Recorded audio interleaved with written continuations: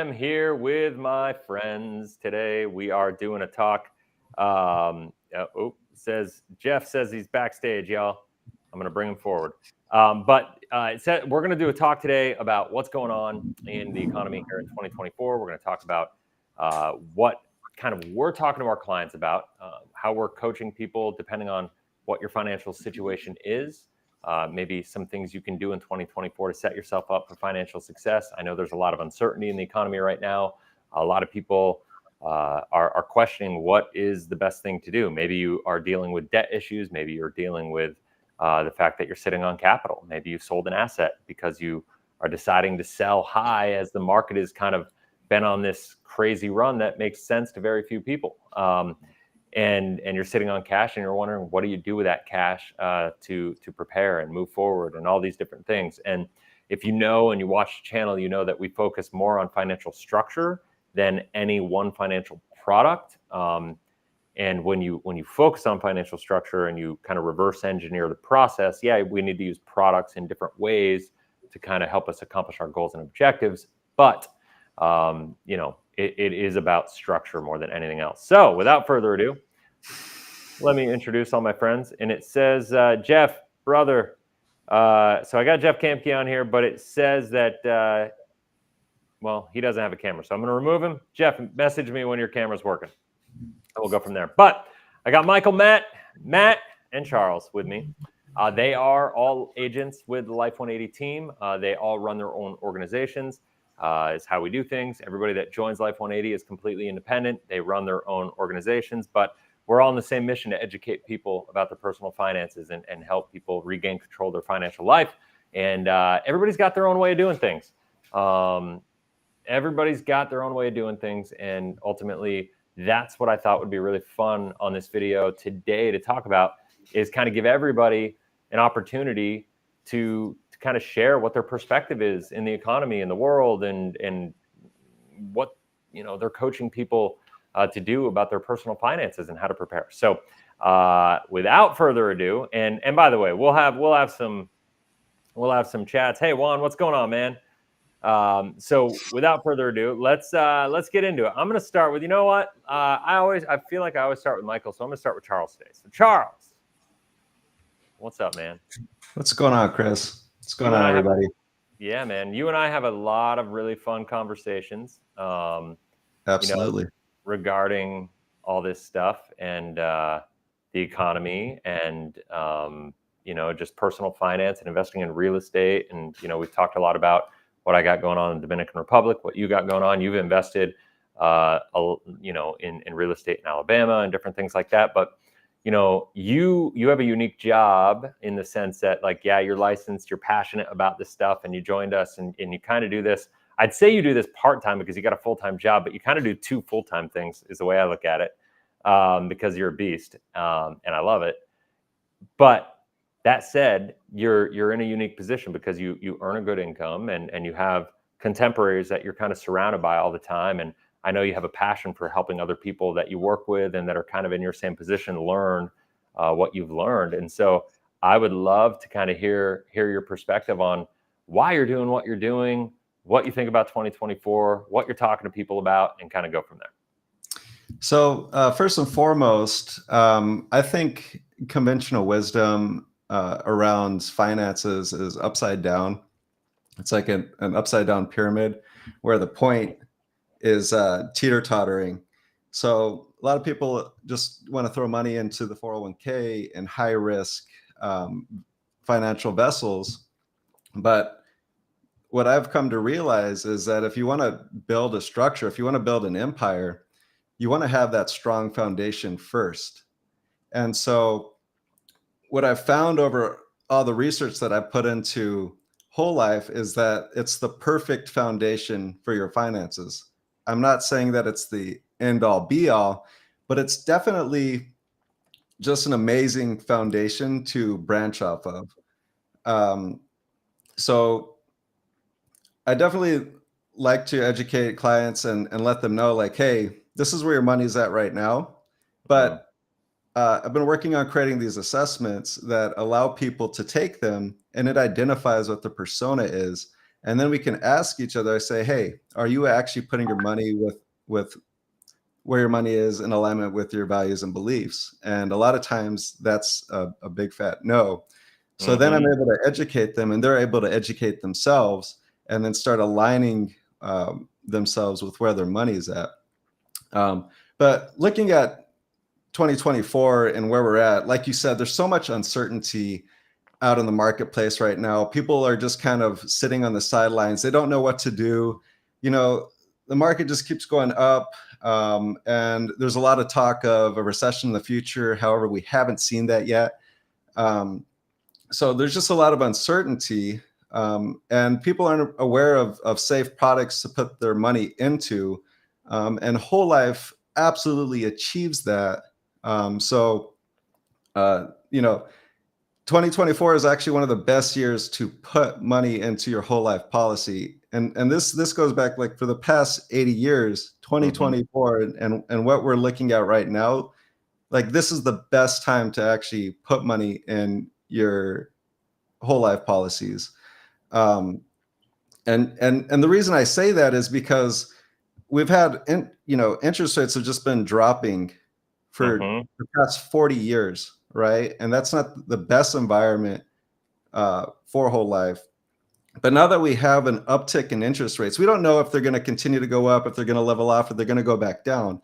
But what it does is it just amplifies the general funds of the whole life accounts. So we're going to have strong dividends in the future because of the way those general funds are structured. So overall, 2024, I see a lot of challenges, but this is also just a perfect time to put your money into a vessel where you can have access to it to springboard and invest when deals come up, because I'm pretty sure that deals will be coming up this year and then into 2025 and then possibly into 2026. So be prepared, have your money on standby, and be ready to deploy it to make big moves for sure.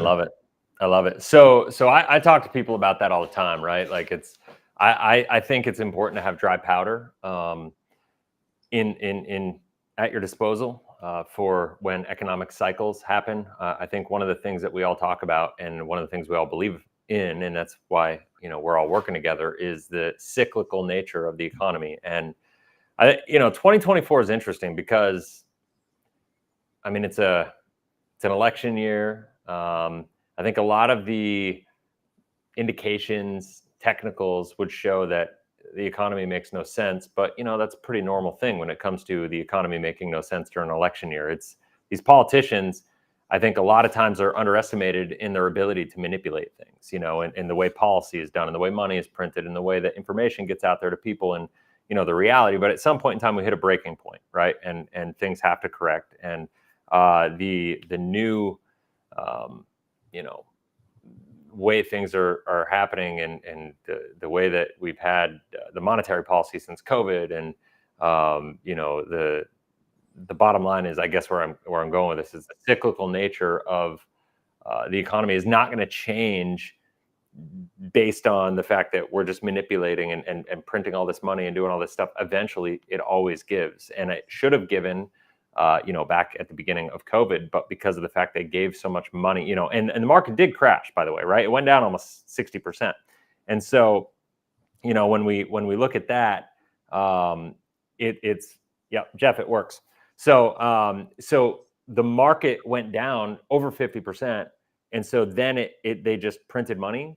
They gave all these deferrals on mortgages and made it so people didn't have to pay their bills. And they did all these different things to kind of kick the can down the road. They injected a lot of money. They printed money. They gave free money away, all this stimulus money. And to me, all that did was made the bubble bigger. And if you look at the fundamentals and the earnings per share of stocks, of companies, and like all the things, they're all at like the worst levels that we've ever seen. Debt levels right now are at the worst levels that we've ever seen. National debt, consumer debt, everything could not be worse, or has never been worse than it is right now. So in what world does it make sense that the economy is going to keep going this way? And the only answer I can come up with right now is that it's an election year, and that they're just kicking the can down the road. And so I want to hear you, and this is something I want everybody else on the panel. I want to get your take on this as well, because this is going to be an important one. Because I'm a big believer that a whole life policy is a great place to keep your emergency fund. I know you all are too. A lot of people will give me kickback and say whole life insurance, like the Dave Ramsey fans of the world, right? Will give kickback and say whole life insurance is a horrible place to keep an emergency fund, because why would you keep your emergency fund in an account that you're required to pay, right? Like that you have an obligation to every single year. And a lot of people misunderstand the flexibility. They misunderstand a lot of elements of whole life insurance. And so I'd be curious to hear like what your response would be to people that say that. Yeah, so when somebody says that, whole life isn't flexible, I would say that's very true if it's a traditionally designed policy. The policies that we specialize in are built for maximum flexibility, because what we want to do is think of the long term. We don't know, what 10 years down the line is going to look like. So we want to engineer that flexibility so we can keep our policies for our entire lifetime.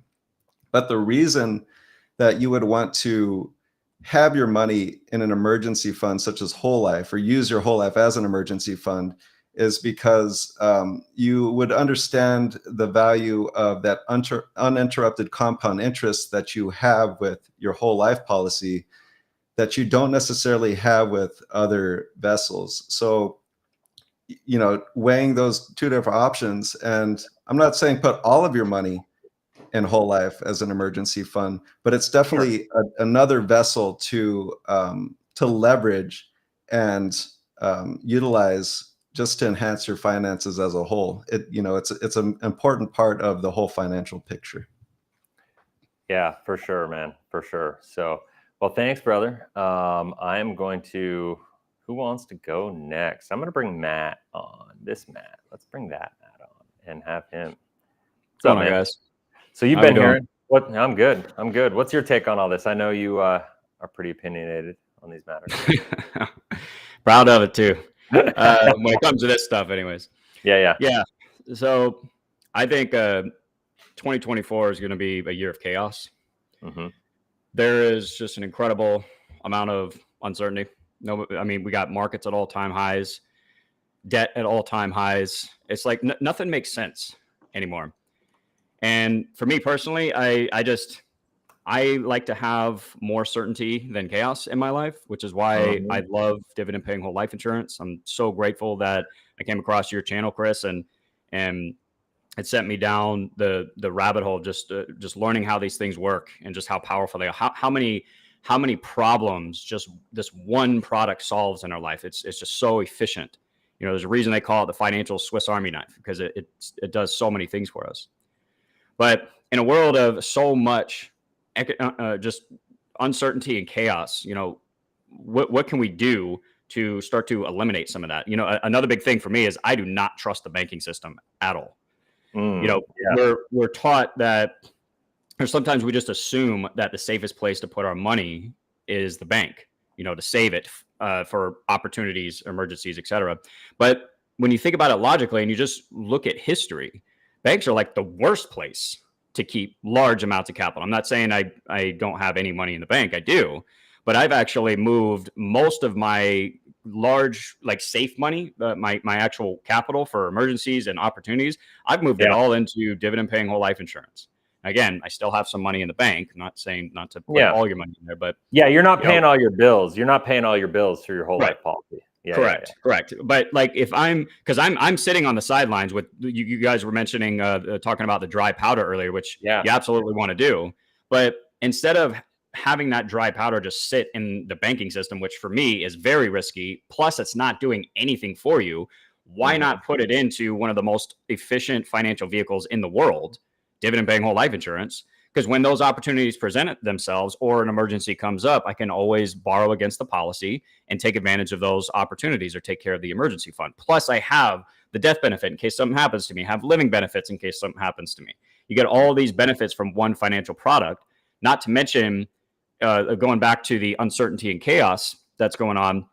Nobody knows what's going to happen. Nobody knows which banks are going to fail. We're going to see more bank failures. And I don't know about you guys, but I sleep a lot better at night knowing that my safe money, my working capital, my business capital, and all that is with the safest companies on the planet that have weathered every financial storm throughout history. And while all the banks all the banks were failing, and during the Great Depression, the financial crisis, savings and loan crisis, I mean, you name it, these companies were paying dividends while the banks were failing. So for me, I just, because I just funded my second policy, and I sleep so much better at night knowing that it is with the best risk management companies in the world. It's going to get that safe, tax-free compound growth. I have access to the money when the opportunities present themselves. I just, it's just a no-brainer to me. Like, once you understand how these things work, if you're trying to insulate yourself from the chaos that is taking place and is going to take place, I just don't see a better place to store your money there. So I mean, it's really interesting. The economy, the value of the dollar, like all these things that a lot of people talk about. I think it's one of those things that's a lot of times misunderstood. Brian, who we disagree with a lot, but I think when it comes to the economy, we probably see things very, very similarly, right? We just believe the solution is different. That said, one of the interesting parts of the economy is a lot of times people don't realize there is a difference between a strong dollar and a weak economy. A lot of people think that when the economy struggles, the dollar is going to struggle. But actually, because the U.S. is the world's reserve currency, there's a history of showing the dollar gets stronger in economic crisis, because when we suffer, so does the rest of the world. And because we live in this fiat currency system, the whole idea of the gold standard and all this stuff is a bunch of bullcrap. Like it's not really in place in the world anymore. And so therefore the value of the US dollar is only valuable in relation to the rest of the world. Right. And so for instance, I'm living in the Dominican Republic right now. Right. And when I got here, it was 54 Dominican pesos for every dollar. Now it's 59 Dominican pesos, right? That's crazy. So that means the dollar is getting stronger and the peso is getting weaker. I follow the Colombian peso, I follow the euro, I follow all these currencies, and no matter what's happening, it makes no sense, but the dollar is getting stronger right now. And if you go back to 2008 when the economy crashed, the dollar got stronger and stronger and stronger. When the rest of the world suffered, the price of gold went down, the stock market went down, real estate got thrashed, all these things. The best performing asset in the world in 2008 was the US dollar. Think about that. It makes no sense either. Why? It's all if you really break it down, in a vacuum, in a bubble, it would make no sense for that to be the case. But because of the fact that we're only comparing the value of the US dollar to other currencies and to other assets, and everything goes down in value. So if there's any stability and at all, and I know, our debt is crazy high, but inflation was high. Back then it was all the same conversation. Everything's a little bigger now. But I don't think the principles are going to change. And so I do believe we're in line, or, we're kind of waiting for an economic correction. I think asset prices are going to get hurt. I think, policy is going to change, but I am not one of those people that believes the dollar is going to go away. Right. No, for sure. And you know what's interesting about all that, Chris? It's all the more reason to trust the best risk management companies in the world, because everything that we're discussing, like you said, it makes no sense why the dollar would be a flight to safety. It's trash. It's complete trash, but it is, and it makes no sense. But instead of me trying to understand all of that, I'd rather give my money to a company that has been managing chaos like this for 146 years. Just let them do it, and just be informed and so you take advantage of opportunities and stuff. But I could never sometimes I think I know, all right, I finally got a grasp on all this stuff. And then the stock market hits all-time highs now. With interest rates high, stock market's at an all-time high. Just nothing makes sense. So you know what? I'm going to let the life insurance company deal with that. Just manage your general funds. You guys know how to do all that stuff. I'm not messing with it. So Yep. it's all the more reason to consider something like a Yeah. mutually owned life insurance company for large amounts of capital. Yep, for sure. No, I couldn't agree more. And Brian just made the comment, that inflation is healthy for an economy. Stagflation is a hazard. I would argue, yeah. I mean, stagflation is always bad. If anybody doesn't know what stagflation is, it's basically when inflation is going up, but incomes, wages are not going up at the same rate of inflation. They're not keeping up with the pace of inflation. I would argue that the reason for inflation is really the danger, right? Like if for instance, I don't think inflation inherently is bad. Because inflation can happen for the right reasons. Inflation can happen because of an expansion of the population base, an expansion of productive output, an expansion of, just growth in an area. Maybe a technology comes in and allows for inflationary terms like AI. A lot of people, I think AI could actually be one of the best things for the economy right now, not because it's inflationary, but because it's actually deflationary. Right. And I think it could actually cause a lot of stresses on the economy right now. So I think that's one of the things, I actually did a video on that a couple months ago.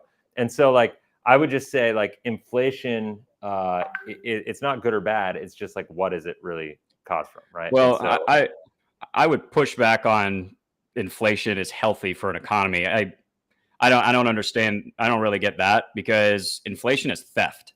Now, if you're talking about price fluctuation due to natural market cycles, well, that's going to happen. But inflation is literally stealing your money. And no, I mean, inflation can happen genuinely if we allow a free market to cause inflation and deflation and allow it to go with the natural cycle of things. Target inflation and market manipulation with fiat currency policy, that's the danger. Right. Totally. All right, I got all you other guys here, and I want everybody's take on this topic because I know it's a juicy one, so it's fun. So, Michael, what do you think? You're muted. My bad. Yeah, no, I kind of just look at things and, I see a lot of issues, and I don't know that I look at the dollar and I'm like, it scares me, right? You see the inflation and you see that the home prices going up and you see all this stuff, stock market's up. And, I think it leads people to think that there's going to be a big crash at some point. And I think there will be some kind of crash, but my worry is that crash won't be as big as people think, because it's really just, that's what the dollar has come to, right? It's not that the market or, things are gaining value. It's that the dollar is losing value. Right. And so when you look at all the printed money over the last few years, basically since COVID, I don't know. I think that's true. There's not going to be as big of a crash as people think. I think it's just the new price of the dollar, and that's kind of my opinion on it. Yeah, it is kind of crazy. People I think lose sight of that a lot of times. If inflation is 8% and the market does 10% as a return, while your nominal real return is really only 2%, right? Because that 8% really goes up the first 8% goes to make up for the loss of purchasing power, the loss of value of the dollar, right? Yep. And so and that's the thing, a lot of I know I said I wouldn't do this, but I'm doing it. A lot of these IULs, they have these no risk rates built into everything, which is basically like the 10-year treasury note, right? And it's say 4.5% to 5.5%, depending on the treasury note at the time, where that's going to come off the top no matter what. The market has to do at least that in any of these non-capped indexes, before you get anything back. And so from a long-term strategy, it's pretty dangerous. You're playing with fire. It's definitely not a buy and hold kind of product. And that's the, main difference to understand between whole life and IUL in that spend. Now, I don't want to go too far down that rabbit hole, but I just think it's understanding, those metrics, and those moving pieces to everything, understanding the fact that there is that no risk rate in there, and that it's called that for a reason. You know what I mean? Because the insurance company has to take into account the risk of inflation on the general fund from a long-term perspective, and they are able to kind of manage that based on the 10-year treasury notes. And so that's that. So We got Ian joining us now too. This is pretty fun. So, rock and roll. Matt Seibert, what do you think, bro? I don't want to get political, but I think you'd have to be living under a rock if you don't understand. If you don't understand that our country, I don't know who's running it, but it's certainly not the people that should be running it. Ever since COVID, you saw our country getting takeover. I don't care if you call it the elites or whatever the case may be, but it's very clear that we have no control of our country, mismanage of our tax dollars, putting us in debt, printing money. All these people in power, these politicians, are using money for not the best interest of our country. And when you look at what's going on, there's just it's just a wild, wild west, right? And all I could think about is your married family or your just average family that all they're thinking about is just paying the bills, right? Go to work, get some money, pay the bills, live their life. And they don't even know what's going on because they just don't really dive into it. Unfortunately, I've been cursed because I can't stop diving into it and see what the hell's going on. But I think when in a world where there's so much chaos, uncertainty, lack of, we don't know what's going to happen, I think Whole Life really fulfills at least a place in people's life to provide certainty, provide control, predictability, more like a safety net, right? I think everybody believes that we should have some type of safety net after COVID and after everything that happened. Not only should you have life insurance, I think that woke a lot of people up, but you should also have your money, a portion of it. They say diversify, right? Don't put all your eggs in one basket. Everybody understands that terminology, but yet when you look at where everybody puts their money, it's not diversified. Most people have all their money in a 401k, all their money into the market, all their money wherever, of all of these financial vehicles without a long-term proven record, and really actually a poor proven record of being able to keep people in a safe place and all their money without losing it and stuff like that. And so when you look at Whole Life, I think everybody should learn about it. They should put their money into it. I truly believe in it because it has a proven track record for hundreds of years. Like what Matt was saying, they're like the best at managing risk. And when you look at what's going on in the country, I think you can't control what's going to happen in the government. You can't control what happens with the dollar, but what you can control is where you decide to put your money. And I think when you look at all the possibilities, to me, talking with tons of families, a lot of people over the last decade, without question, everybody believes a percentage of their money should be in the safe bucket, a place where there's control. They don't have to worry about losing it. They know that's like the safest place they could put their money. And then a percentage in the risk bucket where they may be willing to risk it. They understand there's risk involved, right?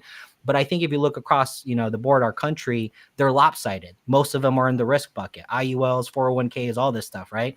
And then hardly anybody has anything in the safe bucket. And I think it's totally backwards. So with all the uncertainty, I think March 11th, the Fed is going to end the emergency lending program. That emergency lending program is what was slowing down the banks going under, all these regional banks. So that ends March 11th. So that's going to be the kickoff. I don't know what's going to happen, but I do know the banks really relied on it. And if they don't renew that, I think that might trigger the whole economic collapse. We'll see what happens, but a lot of uncertainty. Everything is speculative. We don't know exactly what's going to happen, but I just know this. I think people should have a percentage of their money where they know it's safe, that no matter what happens, it's going to be there when they need it. And Whole Life fulfills that for everybody. I love it. March 11th is right around the corner, bro. Yeah, that's this week. Coming up. Monday, yeah. We should do a special edition on that day. That'll be fun. Mm-hmm. That's cool. Kamki, can you hear me? I can. Sorry, the private chat popped up right when I was going on mute. Yeah, I think for me, this discussion really comes down to some of what Matt was talking about. There's so much uncertainty in the world. We don't trust our government. I think that's been, so many people have had their eyes woken from the last 4 years of how things have been handled. There's a lessening of trust with what's going on and how we're handling things at large, right? From the economy to money to inflation, all this stuff. And just as we see out there, there's obviously a controlling elite that are doing things to disempower most of us. And they don't want us empowered financially. They don't want us empowered when it comes to healthcare. They don't want us empowered across the board. So more people are waking up to this realism, and it can really stir up a lot of emotions in people. And so for me, Whole Life comes in as, how do we take responsibility for our own life? The government's not there to bail us out. They're not there to protect us. They're not there to put our needs first, right? It's the other way around. So we have to wake up to the fact that this is where we're at, and we have to put our big people pants on, our grown-up pants on, and realize if we want something to change in our personal finances, we have to take control of that. And so for me, whole life fits the bill of this is something we can do to take back control over a portion of our money so that we know what it's doing. We have predictable results.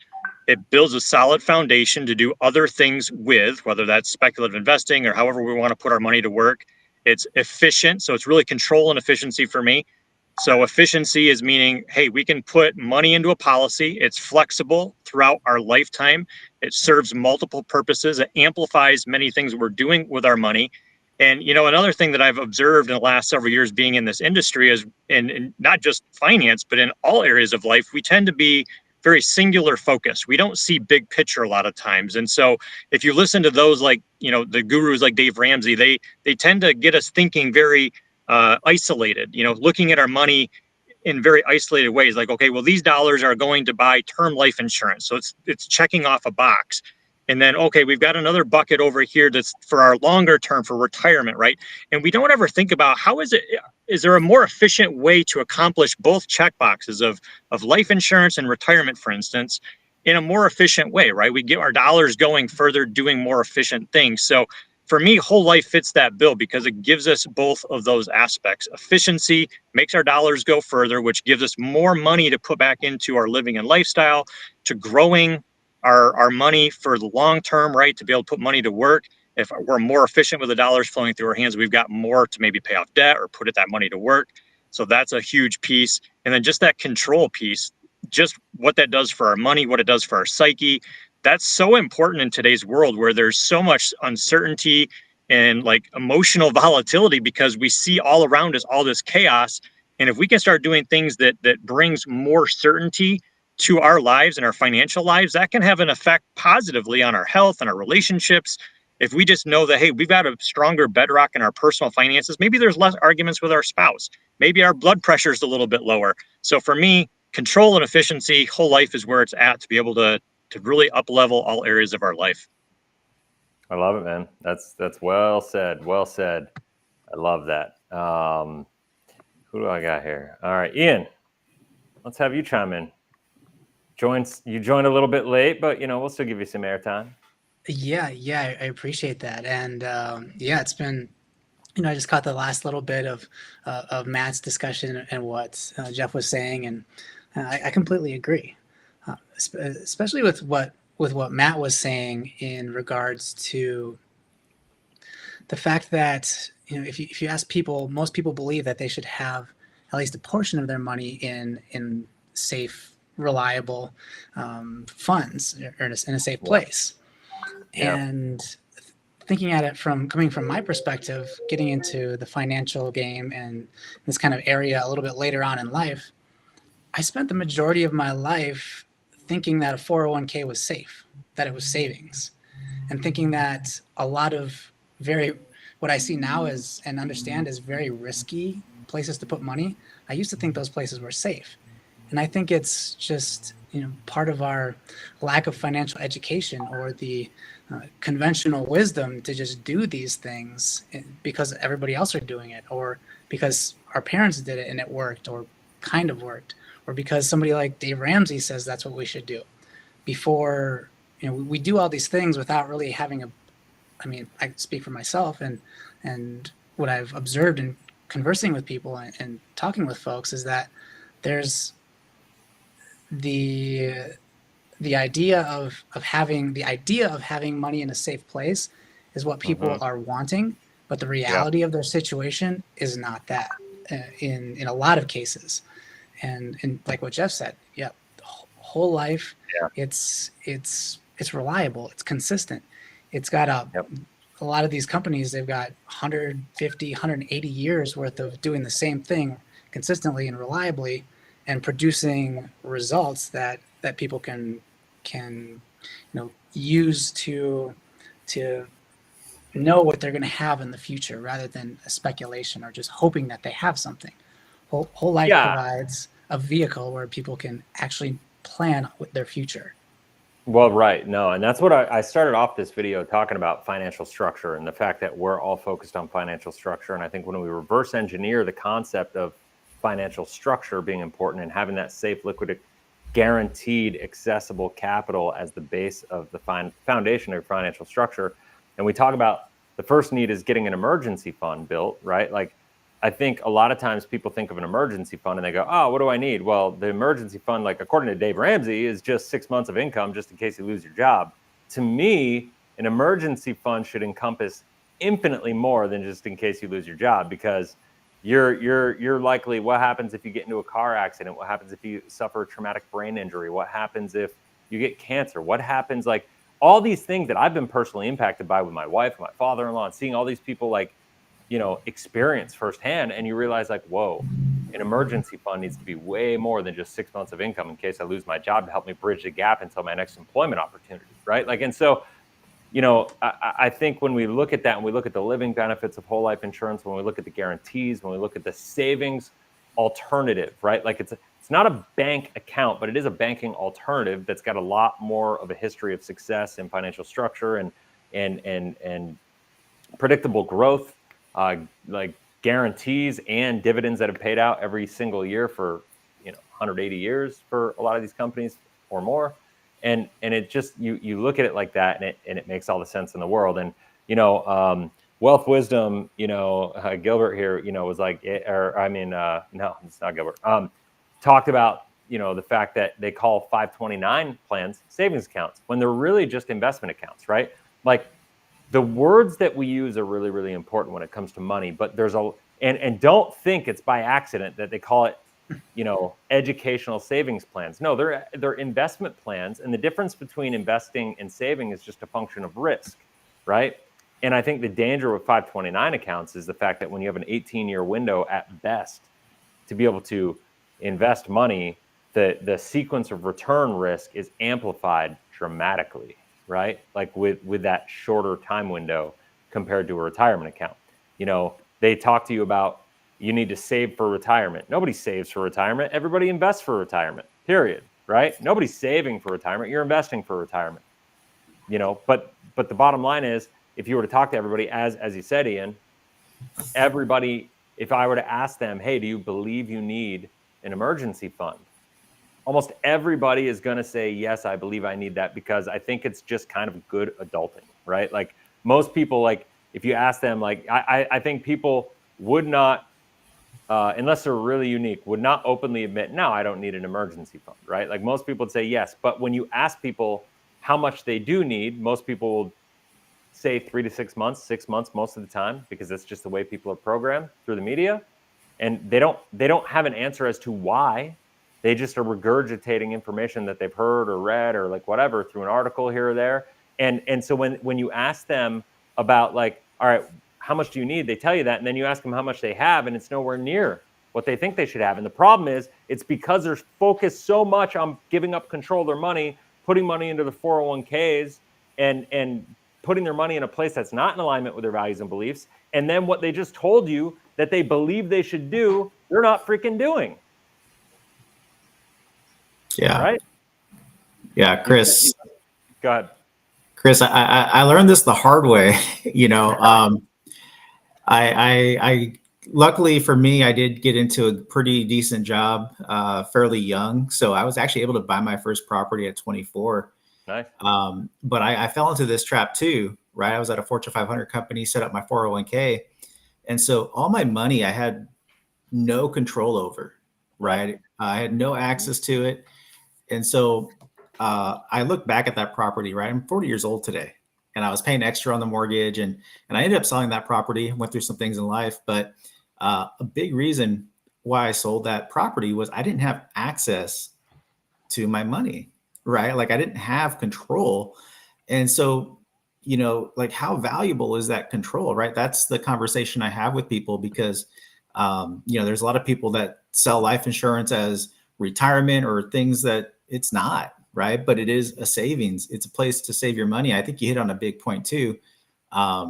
It's insurance, and that insurance piece is pretty important when you have the the living benefits and you have the death benefit for your family on top of the control of your money.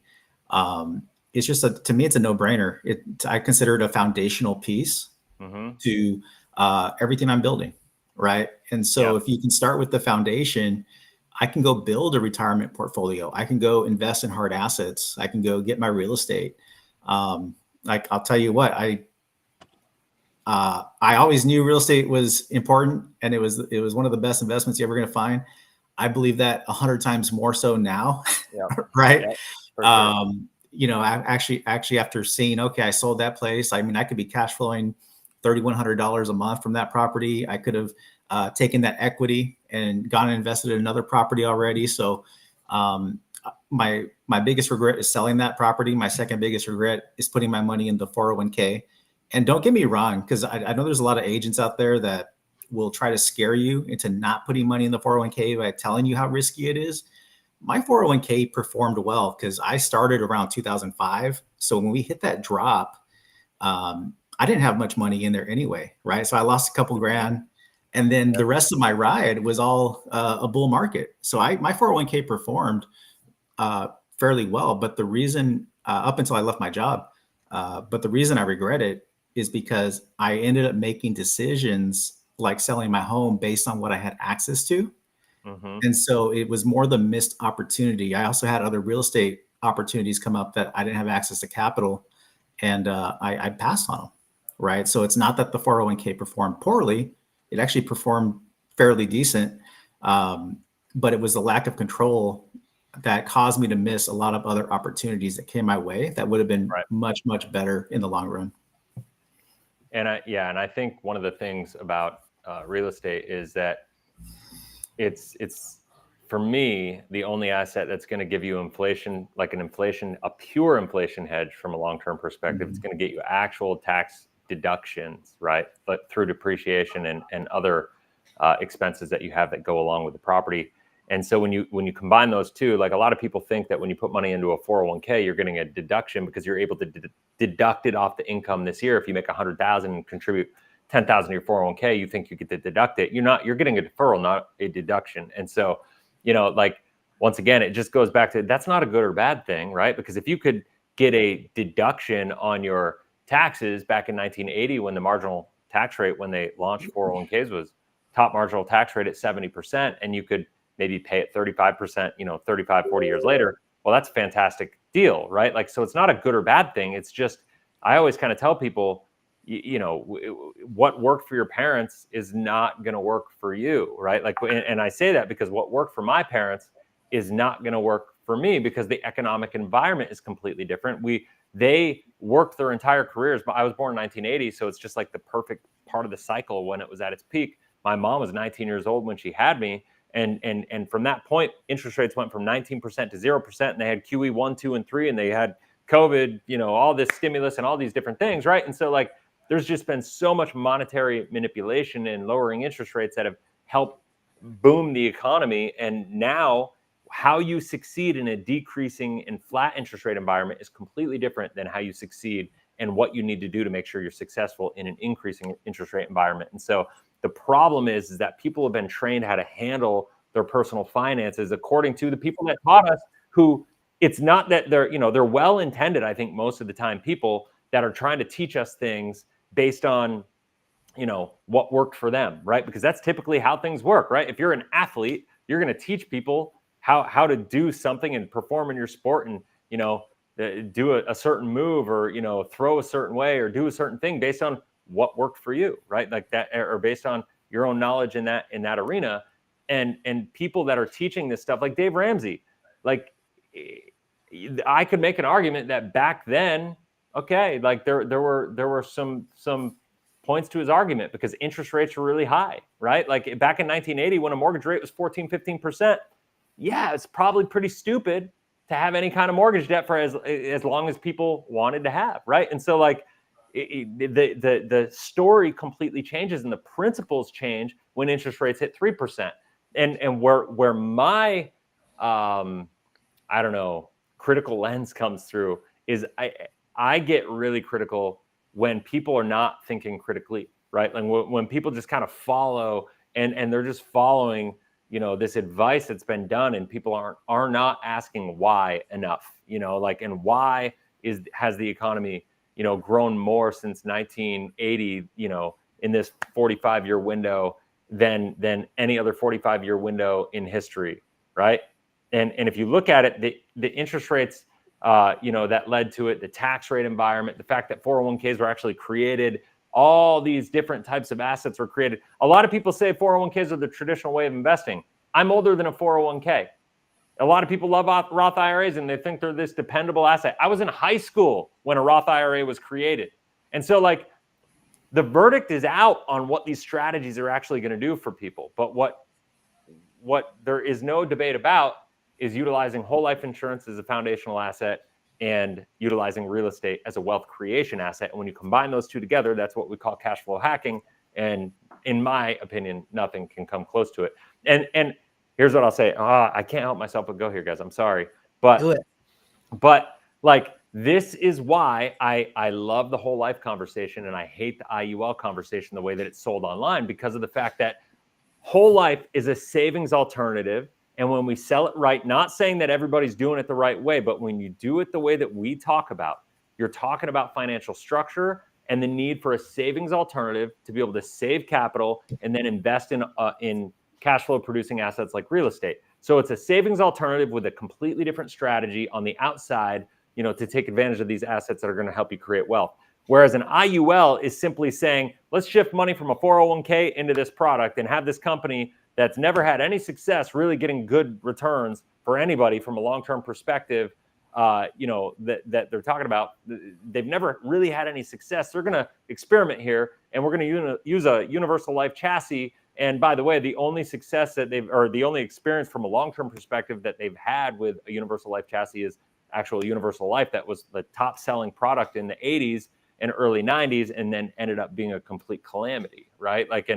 So that's what we're dealing with, right? And so it's just not the same conversation, right? It's a savings alternative compared to an investment alternative. And the challenge is when you go from, should I do a 401k and should I do an IUL? You're really not having the right conversation. You're coming at this from the perspective of, it's still a zero-sum game. You're still dealing with you're giving up control of your money, and there are so many variables on the table that you don't control. And when you put yourself in that position, there's an opportunity cost that comes to that, right? From a long-term perspective. And that's just the way I look at it. A lot of the positioning around how IUL is a better alternative to a 401k, I would argue that you need to eliminate the conversation of having an investment alternative at all. And you need to focus on saving and guarantees first, build your foundation, and then find the assets that are going to, give you all these benefits and create cash flow and all these things. And IULs are just not going to create cash flow. That's just my thing. And by the way, for that, I guess to that point, neither is whole life. Whole life is not going to create cash flow. How you handle whole life and what you will create with whole life will create cash flow. And a lot of people would argue IUL could create a lot of the same things, and you have liquidity, and although you don't have as much liquidity, and you have a lot of unnecessary risks and variables that come with IUL. And so it's just a function. Once again, I look at everything as what's the upside, what's the downside, can I live with the downside? And the answer is, if I can't live with the absolute worst case scenario in any product, I don't do it, period. If I can't look at any scenario and say, hey, I don't believe in it, I don't believe that's going to work, then if I think there's a relative degree that it's not going to work, I just won't do it, because there are plenty of opportunities out there that I can take advantage of. So let's see here. Brian just made a comment. 80s and 90s whole life also had their challenges, though. As interest rates came down, so did dividends. Oh yeah, so illustrations were not remotely close to performing as illustrated. He's not wrong, right? And so, but that's not the point. You know what the difference is, Chris? You know what the difference is? Go ahead. Whole life policies don't lapse. It's true. Because of it. That's true. And so that's the difference. 100%. You can't compare the two. Yet you are correct. It did not perform as illustrated, and that is frustrating. Okay. Mm-hmm. But the client is not at risk of the policy lapsing because of it. Right. right? And listen, at the end of the day, this is where and his argument right here goes to exactly what I was saying. In a decreasing interest rate environment, that is stressful, more stressful on the general fund of the life insurance company, because the bonds they're buying and rolling over every year are getting cheaper and cheaper, and so the dividends have to come down to meet the fixed market.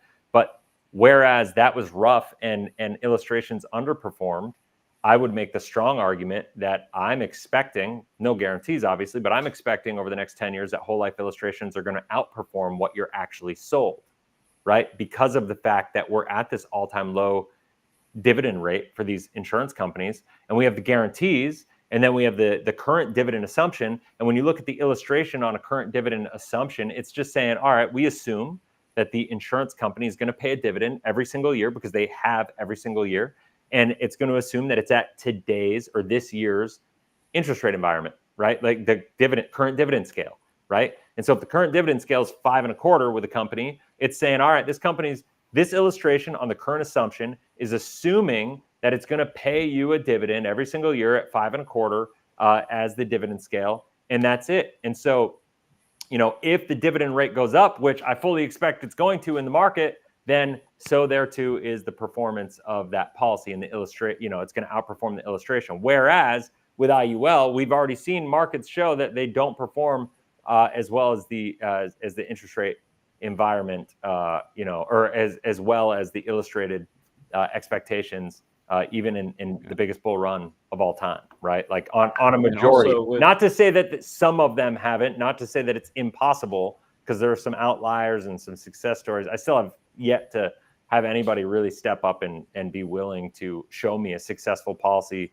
face to face and win the challenge and actually do a debate live about it. I know Brian wants to debate, and I'll definitely, Brian, we're going to get to it here shortly, but it's ridiculous to me. Like the conversation is apples and oranges, and all these IUL agents are trying to make it seem like it's an apples to apples conversation. Yeah, it's not even close. And real quick, like with the illustrations, the other thing that we can do on our illustrations for whole life is we could scale down the current dividend rate on the illustration if we want. So if dividend rates go to 7-8%, but we want to be conservative, we don't have to show the full dividend scale. I've never seen an IUL illustration that shows a down year ever. Right. So we can actually make the illustration much more conservative. Yeah. The IUL illustration is showing an up year every single year, plus that positive arbitrage when they start taking income. That's never going to happen. And if you show a zero, like multiple zeros on an IUL illustration, you won't sell it because people won't buy it at that point. They're not going to like what they see. Yeah. So I love apples and tater tots. I love last week when we were talking about that topic, Brian was talking about how, that doesn't really have a negative impact because it's a double ledger system. And, like at the end of the day, though, you cannot take money out of a policy or you have to cover the fees and the expenses from somewhere. And when markets don't perform and credits are not credited to the policy, those costs are still getting paid. And at the end of the day, that's why these lapses happen. And so for him to say that this double ledger system magically solves that problem is just absolutely insane. And if that's what he's teaching, Brian, bro, our debate's going to get really, really heated. Yeah, Chris, I think, a lot of what I notice with certain people it always goes back to, well, this return or that return. But it's like when you build a house, do you build on sand or do you build on rock? Right. It's the foundation that matters. And well, I really like the beach. I get that. But the point is here, like it's just like a biblical principle, right? Like you build on a rock, it's a strong foundation, and your house is going to hold, versus you build it on a surface that's not so strong. You might have issues down the road. But one thing I've learned is there's two key words in financial literacy, and I think control and leverage. I hit on control earlier. And the whole life gives you that control, but the leverage, right? That's what makes these life insurance policies strong. And then, like I said, it's back to the real estate. What gives you more leverage? You put $1 in, the bank gives you $4, right? And then not only that, you start having other people pay off your mortgage on top of that. and you get massive leverage. And so it's just like changing the conversation, because I think, you know, back to the government, you know, they implemented these plans, and it's like, hey, let's teach people to save or invest towards their retirement. And it's always been about, I believe, them controlling us. And so the conversation is never about cash flow, right? Yeah. And so if you can change that conversation, all of a sudden the whole strategy changes, and you think with a different mindset, and everything shifts, right? The answer is completely different. I remember hearing this: you ask different questions, you might just get different answers. That's true. Comes down to that. You know, it's interesting, like, and this just happened, like, this just kind of popped in my mind, going back to what Brian was just saying. And it's just kind of funny to me. Like, I feel like I beat my head against a concrete wall sometimes. Like, I got a concrete wall over here, and I just kind of like want to go just smack my head against it a couple times, just be like, all right, is there something wrong with me? Because what I don't understand is how, like, somebody like Brian, and Brian, you're back. Okay, it's good. You're here to hear this. What I don't understand, and I really want to hear the answer. Like, Brian, I want you to prepare this for our debate. IUL's been around since 1997. Really has only been popularized, had any legitimate market share since 2009, where, you know, they took advantage of the Great Recession and so on and so forth. Since then, you know, we've had 3 regulation updates. You know, regulation AG 49, 49A, and 49B. You know, we've had a track record of these policies not performing well. I have yet to see somebody going a full cycle of funding a policy and then going through and taking income and actually seeing just one success case of somebody using this the way that everybody is selling it. And so the fact that there's anybody speaking about, I've got this figured out, I have figured out the problems, I know exactly how this is going to work, without having one success case, I don't know about you guys, but in anywhere else in life, that's just a scam. Like, it's like some dude being like, I weigh 300 pounds and I'm 150 pounds overweight or 100 pounds overweight, and I eat donuts every day for breakfast. But guess what? I know how you should get in shape. Like, I know how you can be healthy, right? Like, it's like, have you been? Well, I was healthy once upon a time, you know, like, but like I have, like, it's insane to me, like, that there's not one real long-term success example, and that these people that have been doing this business for 4 years, 3 years, 5 years, 6 years, like, whatever it is, they don't have one piece of fruit on the tree that they can speak to and show, yet somehow they convince people, you know, that somehow this is good, you know. And it's mind-numbing to me, like, and people fall for it, you know. One thing that I've seen in conversing with people selling IUL, and I myself was in WFG, so I learned a lot of the talking points from the inside. And looking at it from my point of view now, and knowing what I know now, a lot of the arguments for IULs are made with statistics and singular data points.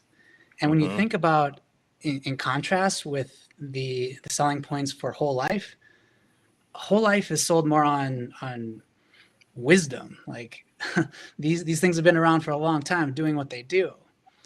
When you talk about, Chris, when you talk about IULs being sold as, you know, when you say that how is a company selling an IUL going to get you a greater rate of return than they'll get themselves? Like, that's wisdom. And IULs are sold on singular, again, data points and rates of return and individual numbers, rather than taking a step back and looking at the situation as a whole and like, does this really make sense? Is this really, if you look at all the moving parts, do these products really make as much sense as something that's simple and reliable, like a whole life policy? That's one of the reasons why I'm so sold on whole life and believe in it so much.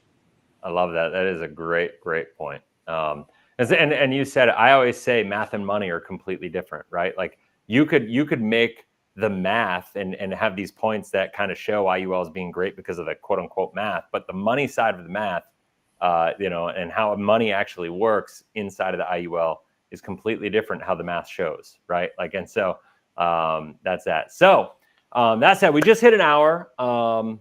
Anybody have anything else they want to like kind of like land the plane with, take 30 seconds or a minute each to kind of like land the plane?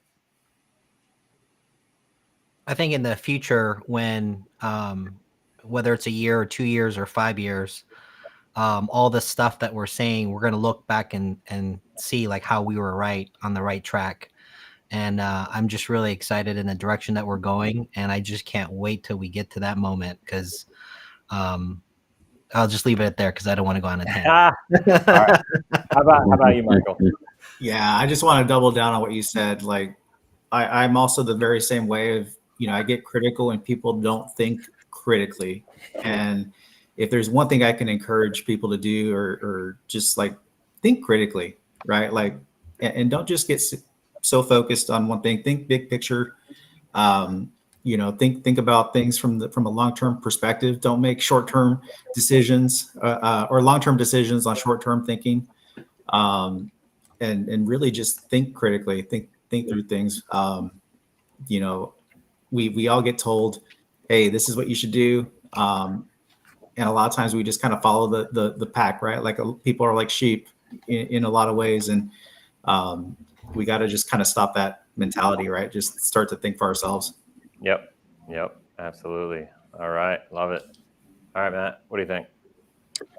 Yeah. So I guess what I would finish up with is, we've talked a lot about, different financial products today, and, things that are going on in the economy and around the world and stuff. And, one of the things I say on my channel is, at the end of the day, in order to make the best decisions for you and your family and your goals, your life, you have to understand how these different things work. You can't just blindly put your money into something just because that's what the mainstream media tells you to do.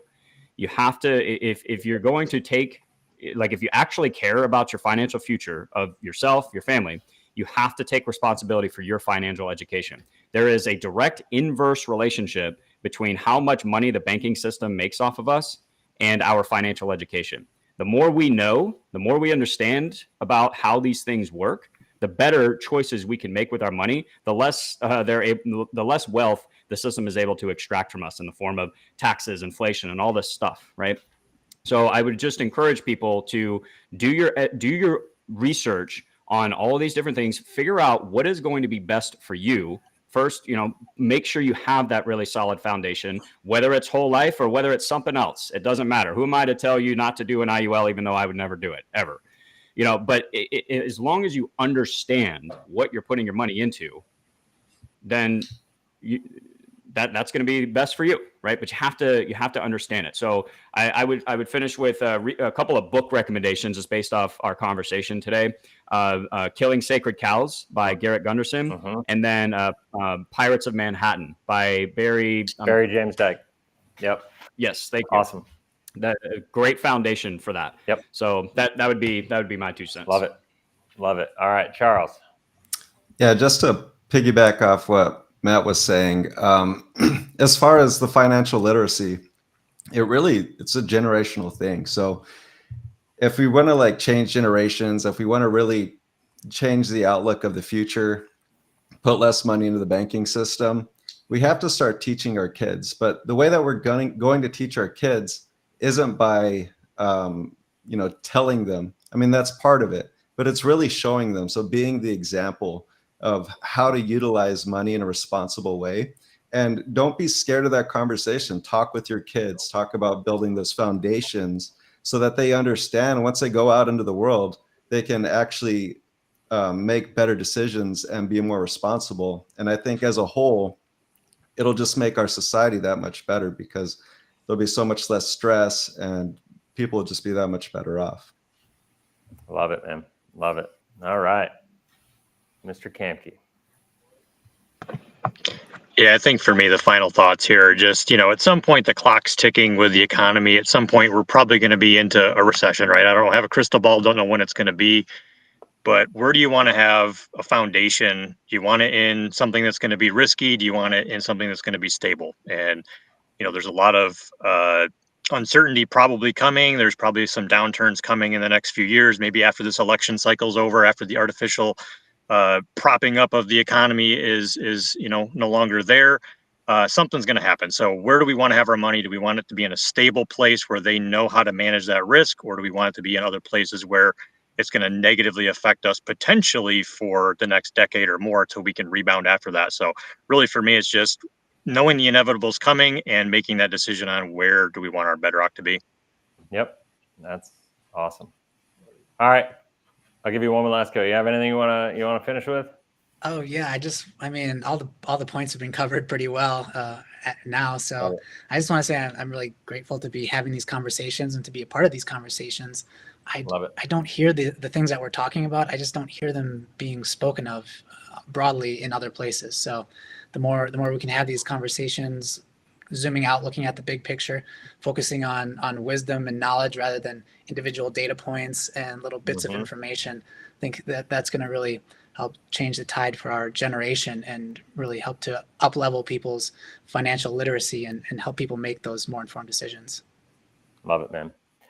Well, that's awesome. Well, guys, it was a fun convo. I think we covered a lot of really good stuff. I say let's keep the conversation going. Let's keep this up next Wednesday. We'll continue it. But thanks for being here. Anybody has any questions about anything, I will put the contact information for every one of the guys on the panel down below. If something they said resonated with you, connected with you, reach out to them. Use the link. They all have a social media presence, YouTube presence, whatever. So go down them, follow their channels, connect with them, all that fun stuff. And if you have any questions, you want to talk about your personal finances in any way, shape, or form, there is a link down in the description below on YouTube as well that you can go to. And if you're watching on another platform, which I know some of you are, you can just go over to check out the YouTube videos and we'll go from there. So, all right, have a blessed, inspirational day. We'll talk to y'all.